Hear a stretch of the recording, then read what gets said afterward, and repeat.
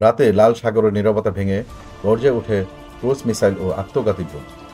লক্ষ্য একটাই, বিশ্বের অন্যতম শক্তিশালী যুদ্ধজাহাজ মার্কিন নৌবাহিনীর ইউএসএস হ্যারি এস ট্রুম্যান।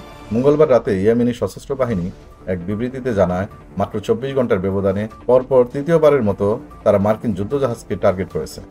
ইয়েমেনের নৌবাহিনী, রকেট ইউনিট ও বিমান বাহিনী যৌথভাবে এই অভিযানে অংশ নেয় এবং জানায় অপারেশন এখনও চলছে। এই ঘটনাকে শুধু সামরিক প্রতিক্রিয়া হিসেবে দেখা যাচ্ছে না, এটি কার্যত যুক্তরাষ্ট্র ও ইসরায়েলের বিরুদ্ধে ঘোষিত প্রতিরোধ যুদ্ধের অংশ হয়ে উঠেছে। ইয়েমেন স্পষ্টভাবে জানিয়ে দিয়েছে, গাজায় চলমান গণহত্যা ও অবরোধ বন্ধ না হওয়া পর্যন্ত তাদের সামরিক অভিযান অব্যাহত থাকবে। মার্কিন যুদ্ধজাহাজ ও ইসরায়েলি সামরিক স্থাপনাগুলো তাদের মূল লক্ষ্য। এর আগের রাতেই ইয়েমেনের প্রতিরক্ষা বাহিনী যুক্তরাষ্ট্রের একটি MQ-9 ড্রোন ভূপাতিত করে মারি প্রদেশে।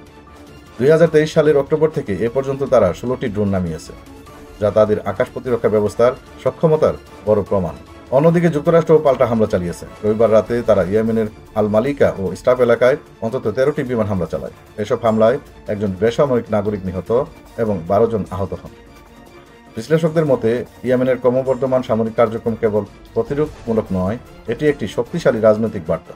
ইসরায়েলের বিরুদ্ধে সরাসরি যুদ্ধে জড়িয়ে পড়ার দৃষ্টান্ত খুব কম দেশই দেখিয়েছে, কিন্তু ইয়েমেন সেই সাহস দেখাচ্ছে।